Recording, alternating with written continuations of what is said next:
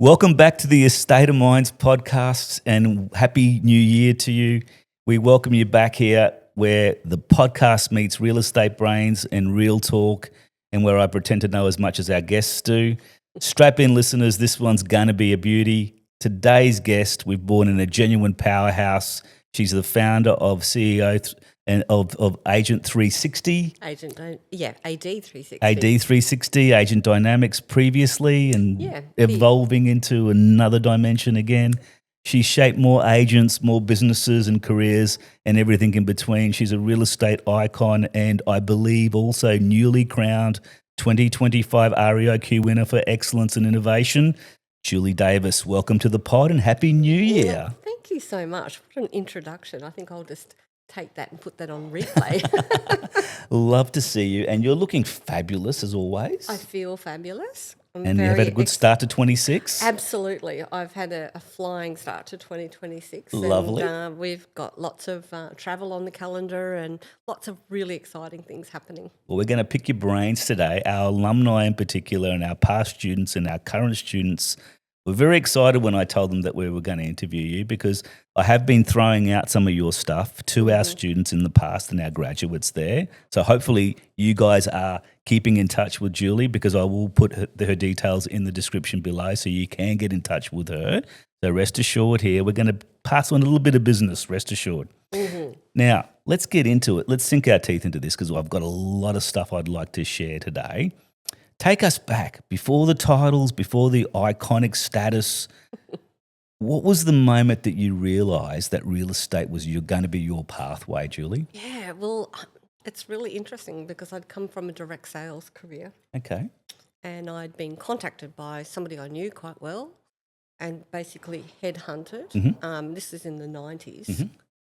And I remember saying to my husband, well, if I don't sell a house within the first year, I'll quit. Okay, so I went in with the mindset of I'm going to really give this a good shot. The first agency I went to didn't set people up for success, which is, I guess, why I'm so passionate about that. Yeah.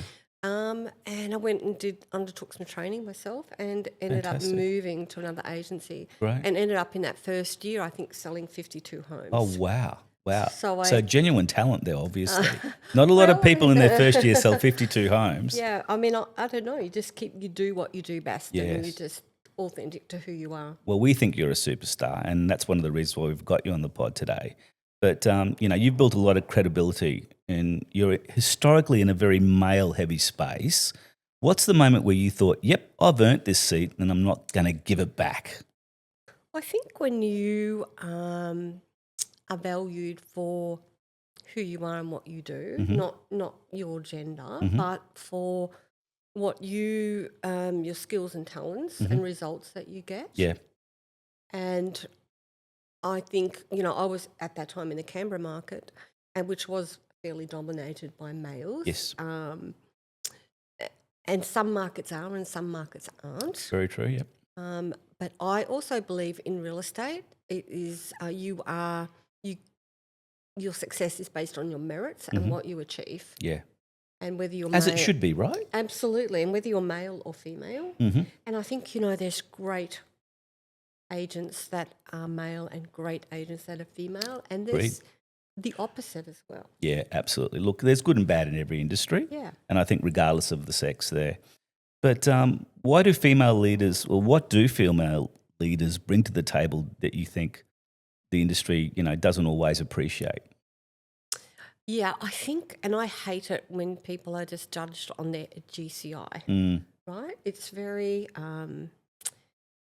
very black and white. And I think that generally mm-hmm. Females have a lot more on their plates because they normally have a family to raise as well. Yes. The role that you perform as a wife and a mother, and they integrate that into their real estate business, mm-hmm. and which I think makes women very capable Absolutely. And very good time managers as well. Indeed. And a lot of men, and it's not a thing, it's just a reality, is that they have a bit more autonomy in terms of they can not necessarily have to be responsible for those things. We see that gender shift has been quite significant in through the institute.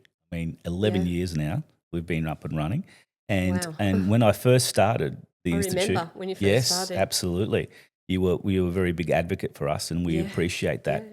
In 2015, 2016, probably 75% of the students were male.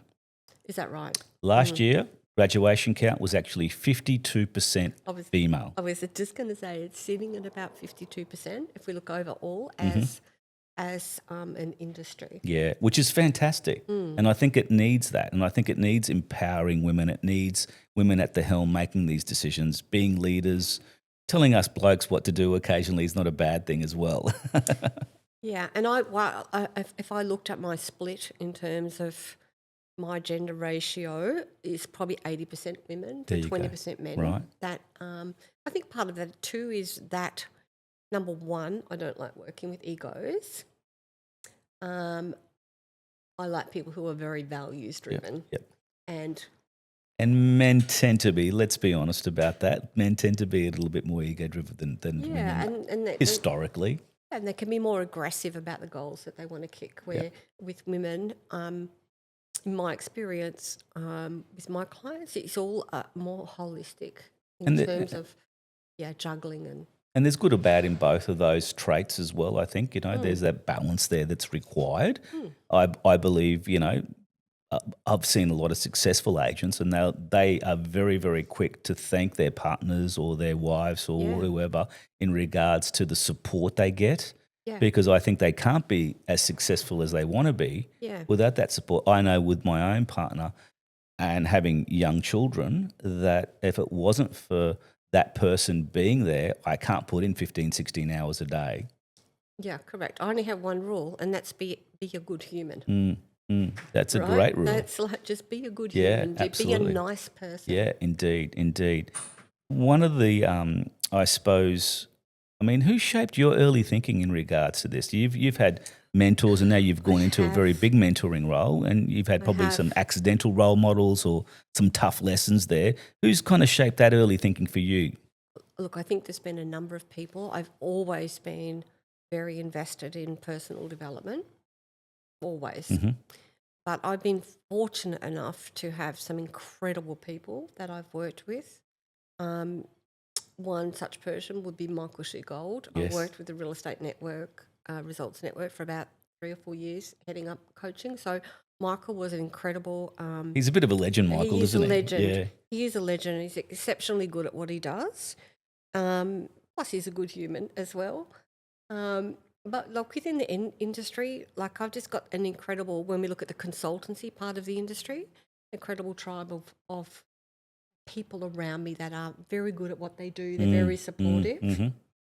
And I work with myself. I have a coach. Yeah, great. And I just do a lot of work. I'm just a lifelong learner. Yep. And the reason I do that is because, the better me, the better I can help my clients. Do you think that's the secret sauce? Because I say to graduates now, it's very careful. I mean, choose who you want to work with, and it's important to, when you're new to the industry and you've, just evolving this and starting your career, getting the right people around you could determine that success, can't it? 100%. And I think it's and it comes down to, who you are as a person and how you're developed. But it's also, you've got to be very authentic and congruent. Yes. In terms of that you want to show up as the best version, and Yes. that you're actually committed. Yes. And, I see my success in the success of other people, of what I have, how I've been able to serve them. And I've been on the opposite end. I've been a mentor and a mentee. And I think that, even as a mentee, you can get inspired. But even as a mentor, the mentees can also inspire you as well. So it's a bit of a, Absolutely. it has to be a two-way street, doesn't it? And it's all of the lessons that you get, all of the downloads, all of those types of things. But I think it's really important that when we're mentoring people, that we're actually the best that we can be at our craft. Very much so. And not think that you know everything, because far from it. Yes. And that's why we're doing these things and sharing these, yeah, these anecdotes and doing what we're doing with speakers and mentors and profiles and, icons like yourself, because you've got such wisdom. I mean, you and I have been around since the 80s doing this. yeah, You know what I exactly mean? right. Yeah, a long time. And we've got a lot of wisdom to share. And I think that's where sometimes the industry does lack that a little bit, because there's no one sitting down. We're becoming the elders, I suppose, now, aren't we, to some degree? Exactly. And I think it's really important. And I know when I actually had a break from the industry, and the main driver of that was I felt that I was becoming very one-dimensional, and that I couldn't have a conversation outside of real estate. And that was really scary for me. And I think, what we've got to remember, we're not brain surgeons, right? Yeah. It's what we do. Yes. It's our skill, our business. But there's so many other facets of your life. Absolutely. Real estate doesn't define us necessarily, No, but right? unfortunately, there's a lot of people where it does. And it's like, and that's why you said be a good human. Yeah, Like, absolutely. what about the other areas of your life? Yeah. We'll talk a little bit about that very shortly too, because, some challenges that you did face as a woman that agents today might not even realise were once normal. Is there anything kind of still lingering today there that you want to share with us?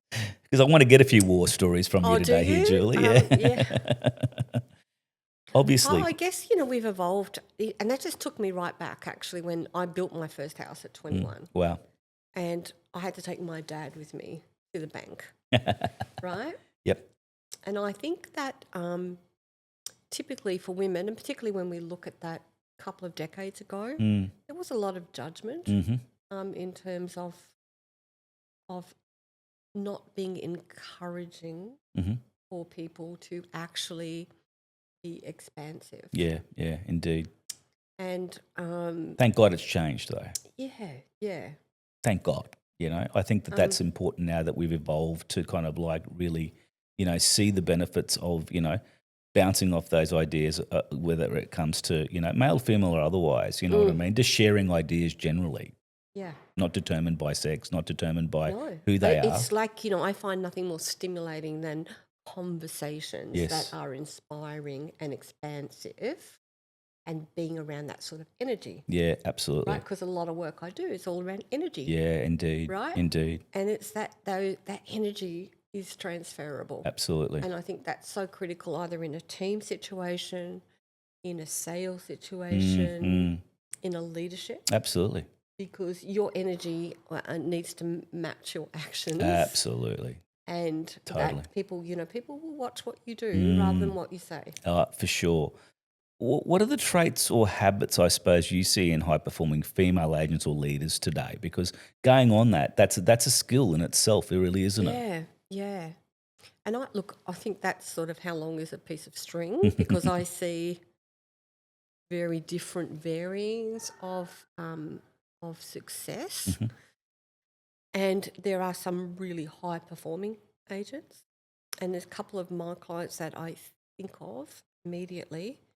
She's an exceptional human. She's exceptional at what she does. But in terms of what she does and gives to her community. She does a big fundraiser for homeless women. Wow. And always out and about in the community. It's not always about property, as you said. It's helping that community, and it does give back too, right? It just so happens like it's a product that we sell. But it's what's the depth of everything of who you are around that, because that's what counts. Absolutely. And I think that's where a lot of agents sometimes get it wrong. We tend to be a little bit egocentric, and we tend to think it's all about us. Well, I think we can get so caught up because it's an industry where, once again, if we look at the contrast of the income that you can use, that you can have, and particularly if you look at the top 5% of agents that are like the $1 million over, they're typically fairly driven.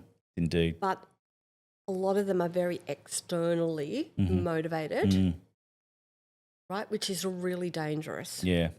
And unfortunately, we see within an office environment that is the measure of success. Yeah. Yeah. And, sadly, we've got a lot of substance abuse in our industry because people need to stay on that high. Yes. We have a lot of broken relationships. A lot of stress. We also see so-called leaders who, and it's just been very public recently with sexual harassment and things like that. Yes. Because it's critical that we have the environment that we have psychological safety. We also have the right to disconnect. Yes, indeed. And there's massive penalties when we look at fair work around that. And I think that people should be, if we look at values on the values that that office has, we should be rewarding people on displaying and living the values of that company. Because it comes to the argument that we hear a lot about work-life balance now, for example, and if I probably spoke to those $1 million plus GCI agents, they would, I guarantee you, they would turn around and say, "What work-life balance? What does that even look like?" There's this, it's just work, mate. You know what I mean? There is no balance. You've got to be obsessed with it. You've got to be. You hear these words kind of constantly come out of their mouths. What do you think when you hear that? You've got to be obsessed. You've got to live and breathe I it. think that you're making really bad choices in your life. Burnout, stress. Well, I just think that you get your things that really matter in your life are not prioritised as much as what that winning is. I think we also work in a society as well where, in real estate, I mean, our had a little niche society. If you go on holidays, your business stops, and that's the kind of like the scary part for a lot of these agents as well. Unless you build a really good team around. Correct, yeah, and they just think that the team is around me. If I stop working, there is no team, there is no money coming in. I mean, when you talk to an agent that kind of says something like that to you, you've heard that before, I'm sure. Yeah. What's your response to that usually? Well, my response is it doesn't have to be. Yeah, right. It's like, what are the standards and systems that we've got in and around that business? Who are the people that we've got supporting? What's the trust like within that team? Yeah. It is just creating a life where you've got the right people in the right places that can be stepping into that and can take over that role. Yeah. Because, I mean, you obviously work with a lot of people, and when you're coaching, for example, a principal, and this is where it leads me to the next question here. If you were coaching someone kind of like through a tough season, what's the first thing you look to diagnose as the real problem in the business? You just mentioned there they can't walk away unless they have the right team there. Is that something you kind of foster, building Absolutely. a team, building people around them that can take that responsibility and accountability on? Yeah, and part of that is sometimes just being able to let go, Yeah, right? And yeah. have that micromanagement within a team. And often, unless we build that foundation where we're skilling those people, that they can be stepping into that role, if there's really good communication. Yes. Which is critical. Indeed. If they're one thing, and I've just come back, from working with an office interstate, I think the most critical thing in any business, whether you're a solo agent or whether you've got a big office, is establishing the standards of how you do everything and the implementation of those standards. Yeah, indeed. Standards are very important. I mean, I've gone through that same cycle myself in my business. When you first start, everything is based around you as the individual, and you slowly build, and as you grow up a little bit in the business, you can't be in 5 places at once. Yeah, and you need to kind of trust those people to go out and do that, right? Yeah, and of course, the foundation of everything I do is behavioural profiling.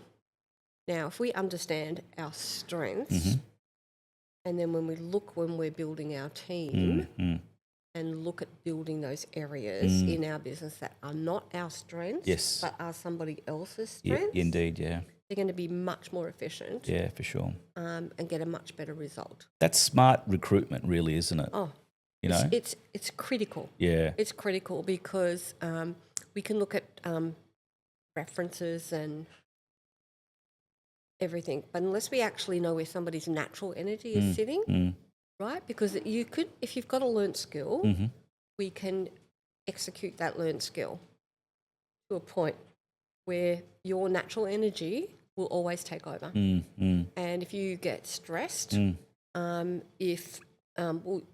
you actually got the skill set and your natural energy working together, you're never ever going to achieve like flow, and you will never ever achieve sustainability and consistency in those results. Go back a step there. So you're saying that a lot of these things can be trained and can be developed and learned? Well, we have learnt skills, but we have our natural talent of areas. And I guess, we go right back to the beginning and say, well, how did I sell 2 houses in my first year? I was just very natural. I just did what come to me really naturally, which is building relationships, working with people. Yep. Right? I am very right brain, not left brain. Okay. And so you've got to have people in your business that are going to support when we look at the whole journey of the client experience. And when people have a not a great experience, it's normally because we've got the wrong person in the role. And so, yes, skill can be taught, and it is important. Yep. I think there's when I look at recruitment, there's 3 main things. First thing is the character. So we look at values alignment, and then we look at their contribution. Where is their natural contribution? Because if we are doing a job for skill alone, which you and I have both done, right? It's full pockets, empty heart, and we are going to move on. Okay? So we need to have a role where our contribution is primary in that. And then we have to have the skill set, right? And all of those things are, I have 6 key pillars: people, performance, profit, standards, structures, and systems. And those 6 pillars will support a business. It's a very, very simple equation, but it's something that I know a lot of agencies and a lot of principals, and I'll put my hand on my heart here and say me too. It takes a lot of time to put together something like that. Exactly. That's exactly right. Is that why they come to people like you? Yes, yes, it is. It is. And we're just about to launch a recruitment reset. We've got a great quiz, which I'll give you the link to. Yeah, great. Assessment, which will give you a good overview in what area are you doing really well? What are the areas that you perhaps could have a little bit of support on? Yeah, great. But I think it's really difficult. This is a very big conversation. Someone will go from being a salesperson, and typically they'll go, why would I give all the commission? I'm bringing in all of this sort of thing. I can do it better myself. I'll just hire 6 more of me, and it will be really easy. And then I'll add in a bit of property management as well, and it's going to be great. Yeah, and that's the problem, right? That's the problem. Yeah. The problem is that they're not skilled to have those essential foundational skills to take them over that bridge. Yeah, gotcha. So what happens in the industry, and we've got the highest turnover next to hospitality. So, and what is that? Is that it becomes, they see it as a normal to have high turnover when it doesn't have to be, because there's no structural system or understanding around recruitment. And so they then they are responsible 100% for the income, have turnover. They're used to getting the recognition. Now they've got to give the recognition. So you've got to really understand what are the foundational leadership skills you need to have to retain a good team. It's a tough one, because obviously you talk about that recruitment cycle there. There's a massive attrition rate in real estate. I mean, we're talking probably 8 out of 10 students that probably come through our doors are probably not going to be in the industry in 12 months' time. Correct. It's a very scary statistic, isn't and it? I think we just think as recruitment as the answer. Like, we're not recruiters. We don't want to be recruiters. But we do want to give the tools to the business owner to make better decisions. Love that. But it's like, where's the onboarding? We did an industry survey. About 80% of businesses don't have a structured onboarding or performance management. That's scary. It's really scary because these are just such critical things Yeah, that you need wow. to have. Absolutely. I mean, something that I built my whole business on, having those systems and processes 100%. and pillars as you spoke of. I Yeah. think it's we've seen real estate really evolve. We've also seen the what's the most rewarding part of seeing a business click after years of struggle? I mean, we talk about recruitment as a struggle. We talk about this revolving door, but let's get into something a bit more positive. What's been a rewarding part of seeing a business, as I said, click after those struggles? They've got the right team now. They're moving in the right circles. They've spoken to you and they've got their pillars in. What's next? A happy business owner, Yeah, great. a happy heart, Mm, a happy team, mm-hmm, and the business is profitable. mm. And that they love getting up, they fall back in love with their business Yeah, because it's normally polar opposite of what we thought it was going to be yes. to what it is. Mm, And you get to the point where you totally fall out of love with your business. absolutely. And I think that it's like anything, when you're in the middle of it, it's really hard to find a way out of it. And this is where we need to have a look externally. But I think also a mistake that we make in the industry is we only look in the industry for guidance and solutions. Where if we look at small business, what are they like? What are they doing really well? What can we learn from them? I think that's where, and I hate to say this, but we should be bringing back some of those old school real estate laws a little bit more. The new generation might never understand kind of what it's like to do a door knock. You know what I mean? Or kind of what it was to kind of like pick up the phone a lot of the time and ring clients or ring a client and talk to a client without the objective of doing an appraisal, for example. Okay, so I think here we have fundamentally a problem in that often they're sold the world, but they get an atlas with a few pages missing. Good anecdote. Yeah, I love that. And I think for people going into the industry, and I think it's such a crying shame, we see people that they have a vision of having a great career, right? It's tough. However, as an industry, are we supporting those people? Best practice, creating environments where people want to come and contribute, build and learn a business. Unfortunately, we don't get that. There's no framework. Do you think it's because, you mentioned their lack of framework, but do you think it's also because, they were taught differently too, like father, like son, you know what I mean? So, and that's just such a good point, right? Especially when we've got older school principals that have been around for a long time. Yes. We put that long hours in. We Yes. put the hard yards. Yes, exactly. And we just got to work. Do the hours and you'll get rewarded kind of thing. There is an expectation, particularly when we're bringing younger people in, cadets or whatever, is that they should be working way more than the hours they're being paid for. Right? They should be taking phone calls all hours of the night and stuff like that. Yes. And these people get very disillusioned, right? Because they're just doing all the grunt work, but they're not. There's those boundaries have gone, right? They've just blurred over, and they're going, well, I'm earning this much, Yes. right? So if they come in on the real estate award, Yes. I'm earning this much, Yes. but I'm working this many hours Yeah. and have this sort of expectation. Yeah. I might as well go to Woolworths, right, where I can go and do whatever, but then I finish work and I can just have a life. Yeah, earn the same money, do the same hours, but you don't get rewarded. Real estate is like that though. You don't get rewarded for everything you do. You don't. You It's a plant risk a lot and of reward. seeds. It's a risk and reward. It's a long term, Yeah. right? And I think the results don't really come to year 5. It's a marathon, it is. And I say to people that are graduating, I say, have you got enough income to last you the next 12 months? Correct. Because you're going to come out of here probably thinking you're going to earn a lot of money in your first year of real estate. And it's quite the opposite. Your first year really is about learning, not earning. And I think that if you're willing to be a sponge and you're willing to kind of like, to really, really develop that skill. And you can be quite successful at it. and there's people that want to go over and above and put the hours in it that are really dedicated, which is amazing. Yes, yes, Okay, but I think it also cannot be just an expectation, yes. and that's why they brought the award in, Mm, right? Because people, and sadly, we still have in our industry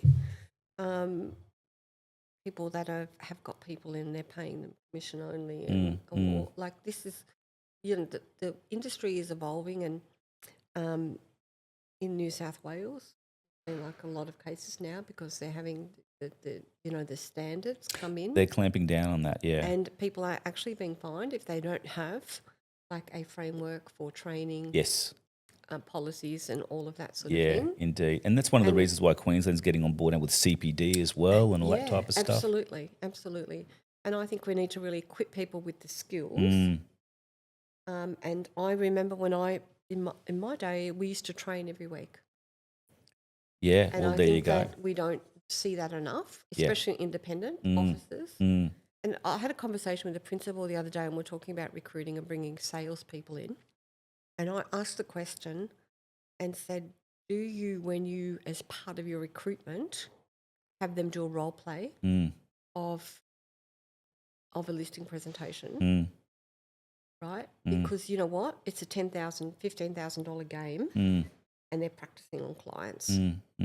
And it's at the end of the day, it's your brand, so it's your responsibility to quality control that. Yeah, absolutely. Very, very few people, and I will do a listing critique and then get, exactly how they do it. Yeah. Get them to then give me feedback after they've watched it, and then give them some I guess some strategies they could use. In the interview process, that's all done, is it, you mean? Or? This is when I normally work in an office, when I'm working with agents. Okay. Yeah. Yep. I predominantly work with business owners, but if I'm working with a business owner and they have people come into their office, I just think it should be a natural part. Yeah, absolutely. Yeah. Being the recipient, I should say, of this innovation award, congratulations, by the way. Thank you. I saw you were very excited. Oh my gosh, 6 years as a bridesmaid. And it's really hard because, my space is people space in the industry. And when you're looking at an innovation award, you're being judged against prop tech companies. Yes, yes. And so my goal this year is to look at people innovation and how we support them. How do we give the tools to the business owner and equip the business owner? It was one of my proudest moments and very happy moments. I was very excited for you, and well deserved, by the way. Thank you. And I think that, we just go from strength to strength, but it really encourages me and encouraged me to get that recognition. Like, I've been in the industry 30 years and 15 years with people and working with people. And then, all last year we worked on our platform in terms of how do we support and serve business owners by being able to give them the tools. Yeah, and it's great because, I mean, it's exciting too, isn't it? Because, I mean, what is actually exciting is that, about the future of the industry. Is it the people? Is it the tech? Is it leadership, consumer behavior? I mean, what's out there at the moment? Because you're hearing a lot about tech now, right? Yeah. And you speak a lot about people. What else is exciting you other than people and tech at the moment? I think there's a lot of exciting. I think we're really evolving, and like in probably 3 years, the industry is not going to look like what it looks like now. Yeah. Okay. And when we look at a value proposition, right, we have to look in terms of and know how we can make a difference for that person, whether it be building a team in property management or in sales, because there's now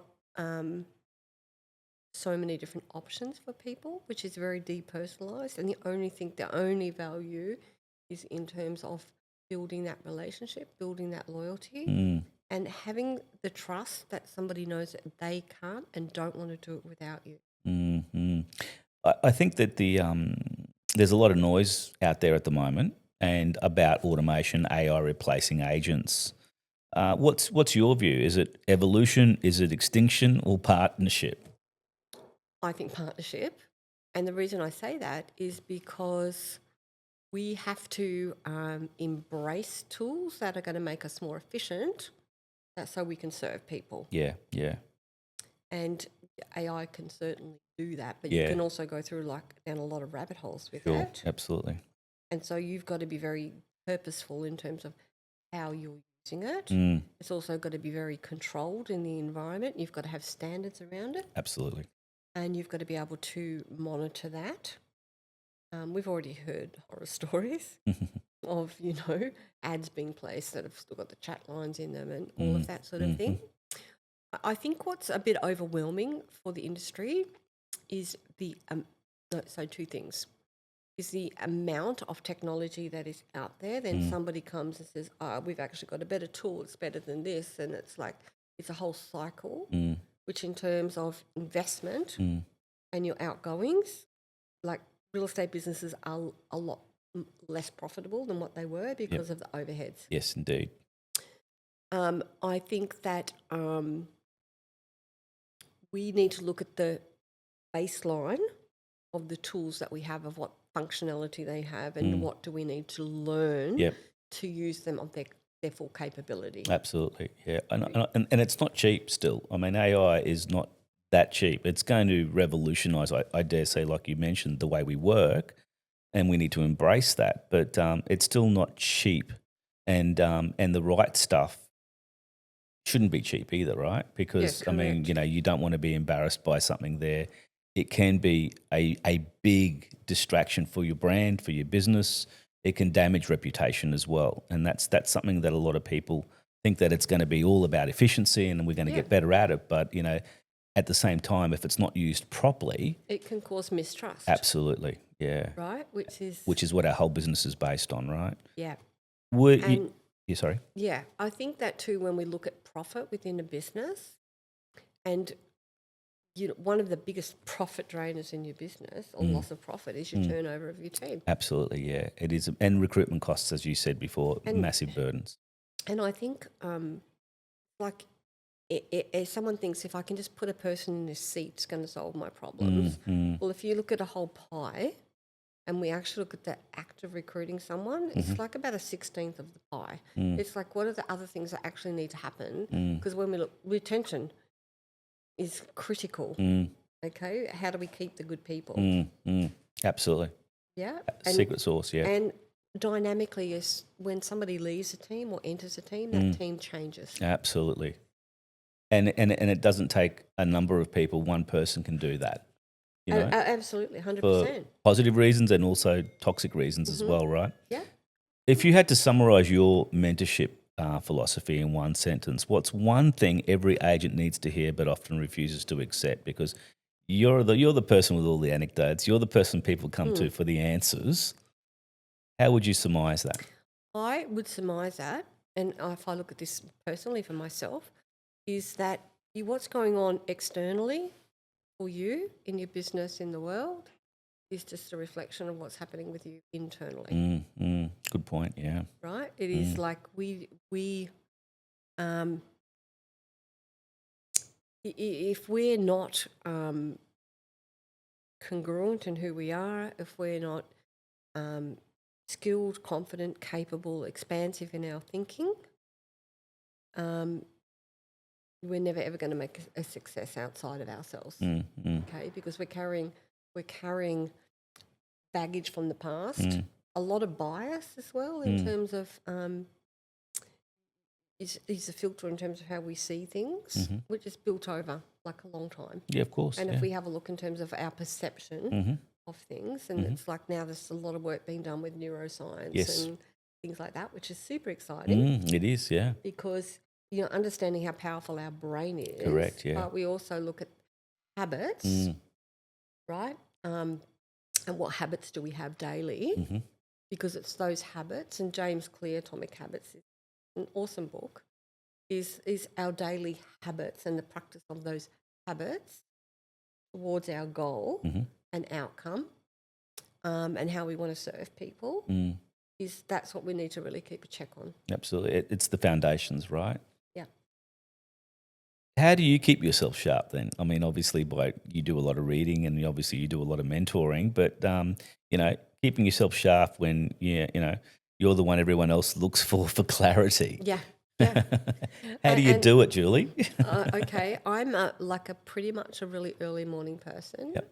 And the first thing I do in the morning is I journal and I think about who do I want to be? Like how am I showing up? What's happening for me right now? How is it? Because your thinking controls everything, Yep. right? What are the qualities I don't want to have? Mm-hmm. And then what are the qualities I do want to have? Mm-hmm. And how do I think, feel, and act? One of my mentors in the industry is Tangel Lee, and I've just completed a 2-day Change Your Mind, Change Your Life, Dr. Joe Dispenza work, which is all based on neuroscience. And it's like if how we show up absolutely going to dictate the results that we get and the life that we create. Mm-hmm. And we have to create on purpose. And so I would have to say, and I'll give you an example of one of my clients who I'm really proud of, who is an agent down near the Central Coast, and he's 5 years in the industry now. Mm-hmm. This had an uplift of about 400,000 in the year. Wow.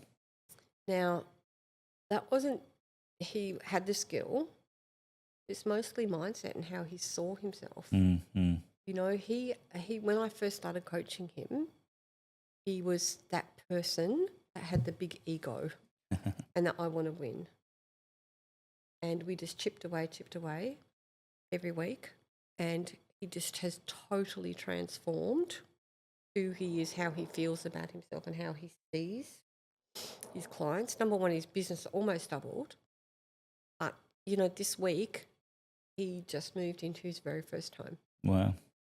Such a big dream and vision. So proud of him. But we have had the moments where he's felt in that valley of despair, right? And really analysing who am I as a person? Yeah. What are my values? What do I want to be known for? And how am I going to live that every day? Right. Interesting. And for me, like that just makes me so proud, right? Like I've been there on the journey, but he's the one that's done the work. That evolution, I suppose, and maturity in a way is something I see with a lot of first, second year agents and how they evolve, because I think the clients that they have and so forth mold them to some degree too. You know what I mean? They see people doing it tough out there. They see people struggling with not just businesses but mental health and a whole lot of other things there. Yeah. The more people you can kind of come in contact with, the more influence they have too, right? So I think that manifests then as well. But if you walked into a struggling real estate office tomorrow, and what's the first red flag that you look for? I look for normally when there is outward blame. Okay. Can you elaborate on that? Yeah. So if every problem is somebody else causes that problem. Gotcha. Right? Right. Lack of responsibility. Yeah, right. You know, Everyone else's fault except mine. yeah, and it's all them, and I can't get any good team members, and they don't want to do this, and they leave, and they like watching the clock, and they're not doing their job properly. Right, gotcha. All of that sort of thing. And I think as a leader, we have to accept that particular person that you might have been talking about was that person who you thought was going to be amazing, right? Environment wins every single time. Yeah, It does. It does. and how do we shape people? And I always come back to standards, right? And it's normally where there are no standards, there is no performance management, right? And people feel commoditized and they don't feel valued. Are you saying it's always up to the principal to set those standards? No, I think it's within a team. And I think collectively we set the standard. And I was just working with an office this week having this conversation. So you kind of encourage collaboration. 100%, right? I'll give you an example. If something is, so when we're clear on the standards, right? Because there's only two reasons that someone won't do something. Mm-hmm. Number one, if they don't have the skill, they don't know how. True.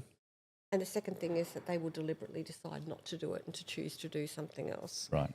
So if you, as an example, if you say, oh, did you make this phone call? Did you talk to this person? Did you do this? And they go, no, I didn't have time. Mm. Well, no, right? Or I tried to, is that you actually prioritised and decided to do something else instead. Mm. Yeah. And so when we're clear on the standards Mm-hmm. and giving each team member the permission Mm-hmm. to turn around to that person next to them and say, what's our standard around that? Right.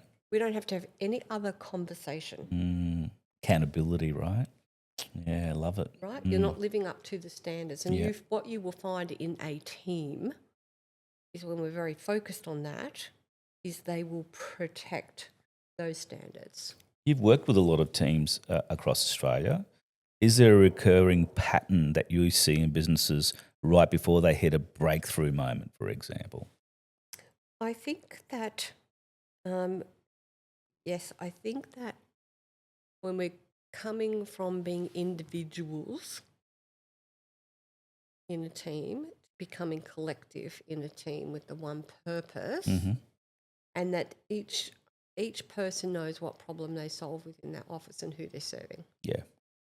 Good point. Right? Yeah. It's really important. And when we're looking at Yeah. recruitment, and we look at the ads, and the ads are all tasks, right? It's like, what problem does that person solve? Mm. And it's having ownership of that, having the resources that we can serve that problem. Yeah. Yeah. And we have the open communication within an office. Mm-hmm.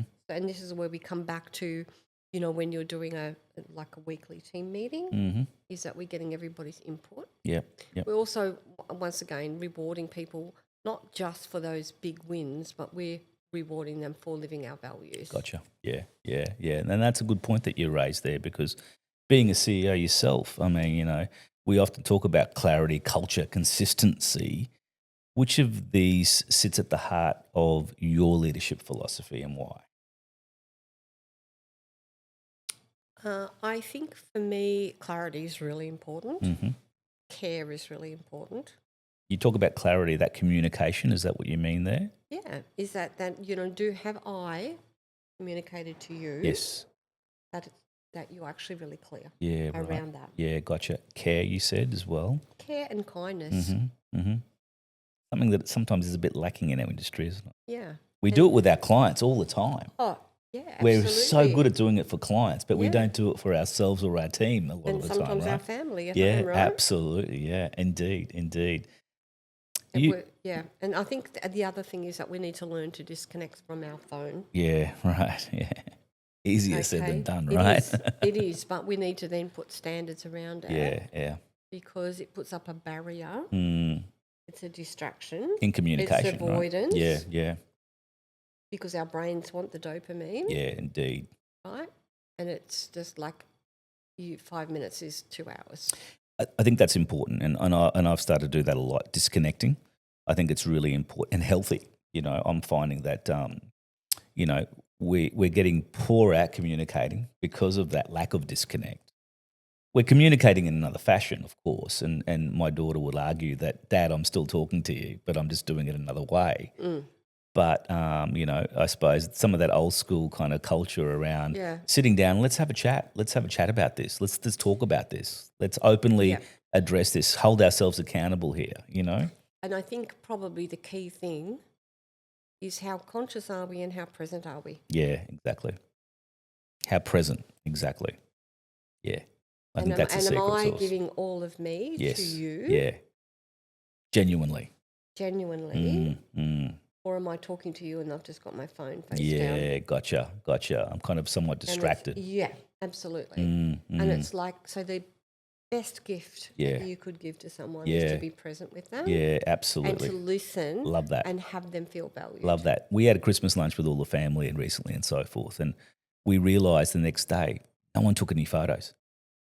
And I thought that was fantastic because There we was were no all in the phones moment. out. We were no phones out. We were all in the moment, just enjoying each other's company, enjoying the food, enjoying the just enjoying everyone's company, and I thought that was awesome, and everyone was devastated. We didn't have any evidence of our Christmas kind of party, but I thought that's great because everyone was in there and communicating, talking, and catching up, and doing all those genuine things that we don't always get to do.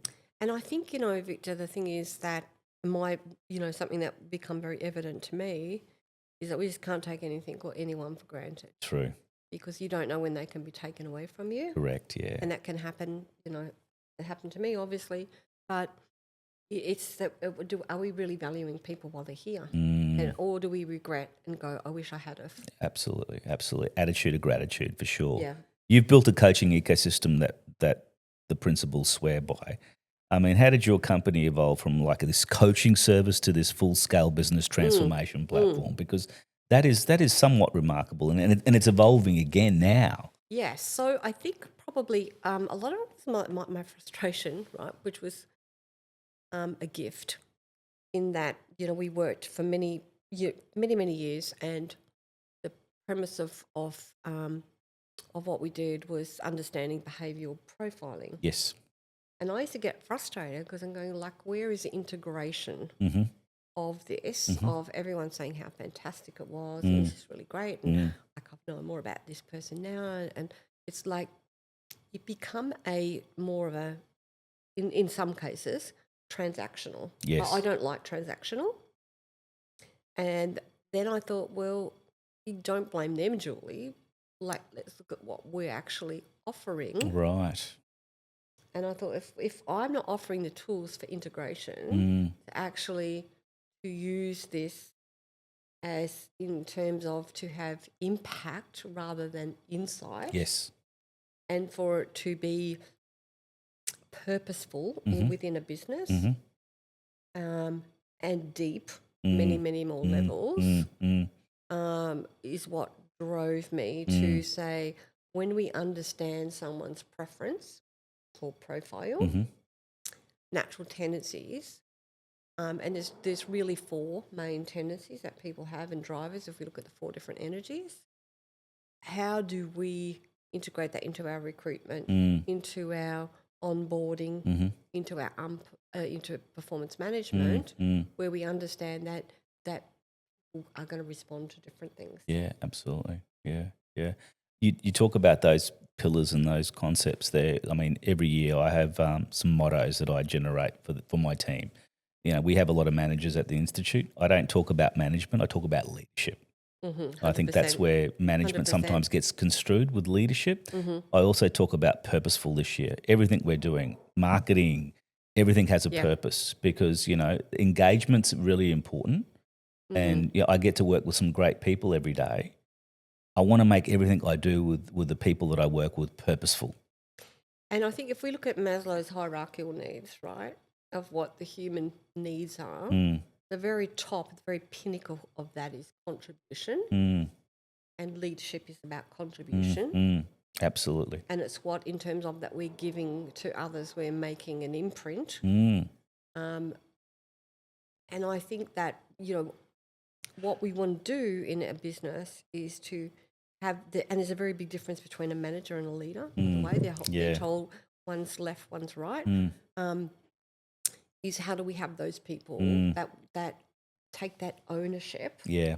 Right. We have 2 types of people in the business. We have somebody who is vibrant and expansive, and we have someone who's functional. Right. When you're functional, you will turn up, perform those functions, but you don't have your heart and soul in it. Yeah. We talk a lot in my business around strengths and around developing those strengths and utilising those strengths because obviously getting that balance right is really important. And you're right, it's about investment. It's about contribution. It's about that leadership that we speak about. Some of those things are quite priceless, really, and that's precision that only comes with getting the right team together. So I think that behavioural concept that you talk about and doing your surveys and doing that analysis, I think it's a game changer, really. 100% it is. Yeah, yeah, yeah. Changed my life. It's smart and it's very strategic as well. So I think you're very much onto something there. Running a company, especially one that deals with other people's businesses, takes grit. What's the moment in your journey where you thought, we really did something extraordinary here? I have those moments all of the time. Wow. And I was actually just working with a client this week interstate, and she said to me, of doing some on-site work, and to have somebody say to me what a difference that it's making to them, Yeah. and what its difference is in the team. I was doing some one-on-ones with the team, and when I started working, we went before Christmas and did some teamwork.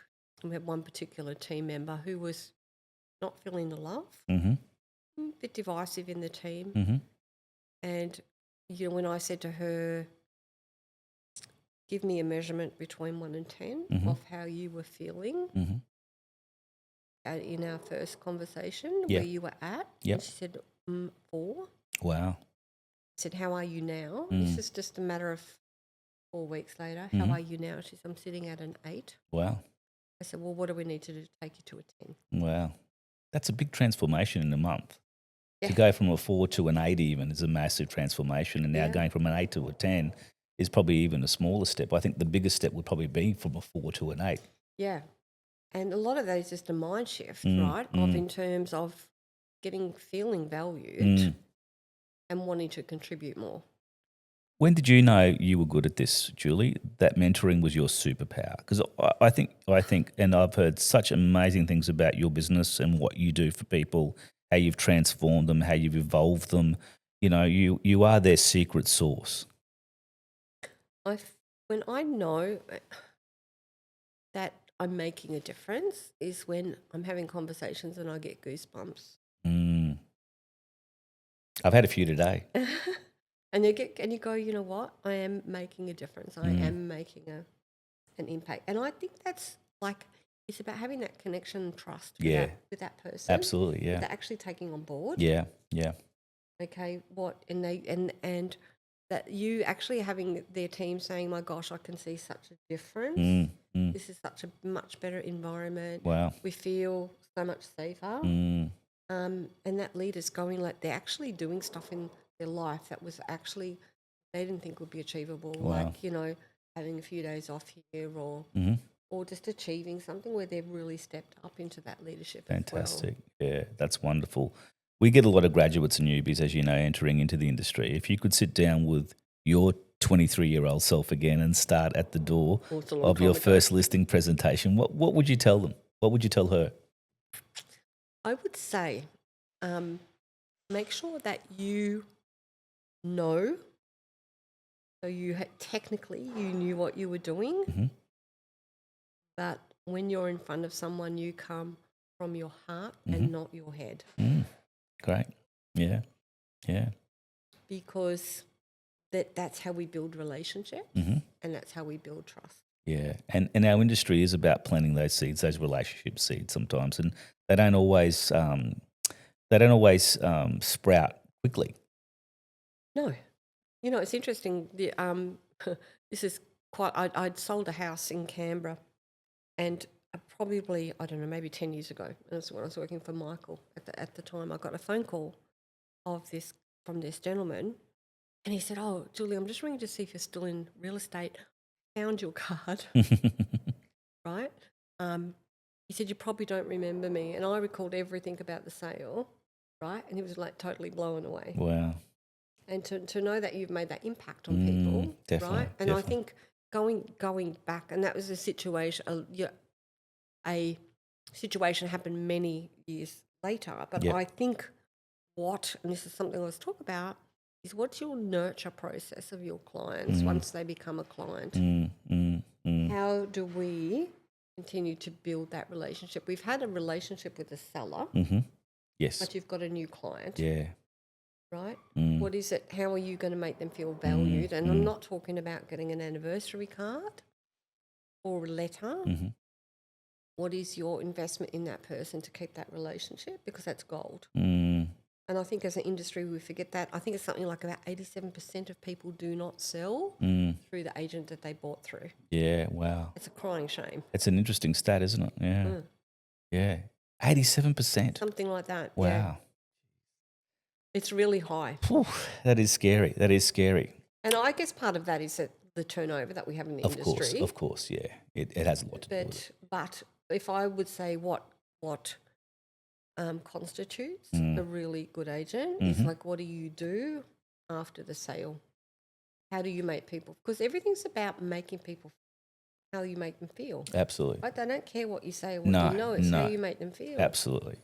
And that's important. I mean, we have two pillars in our industry, you know, the first impression and the last impression. And I think those two need to be extremely well done. Yeah, because you don't get a second chance to make a good first impression. Absolutely not. And my whole business is based on, you talk about 87% of that business not coming back. 87% of my business does come back. That's what my whole business is based on, referral. Yeah. You know, that's my best marketing tool. You know, we spend a lot of money on Google and Facebook and all the rest of it that goes with it, but still, it's your reputation. Nowhere near what our referral system is. Yeah. Your reputation is the most important thing you can ever own. Absolutely. Okay, quick fire round. 10 fun but revealing questions about Julie Davis. All right, Julie. Now, rapid fire means no overthinking, okay? All right? Okay. So here we go. You ready? Yep. All right. Most underrated skill in real estate? Building relationships. Leadership hero? Oh, my gosh. I'd have to say Tanja Lee is one of my most favourite people in this whole universe. Wow. What's the one uncomfortable truth leaders hate hearing but absolutely need to? It's my fault. I like that. Most overused phrase in the industry? Oh, I sold that. What's one belief agents cling to that you wish you could snap in half? Comparison. Favorite way to reset mentally?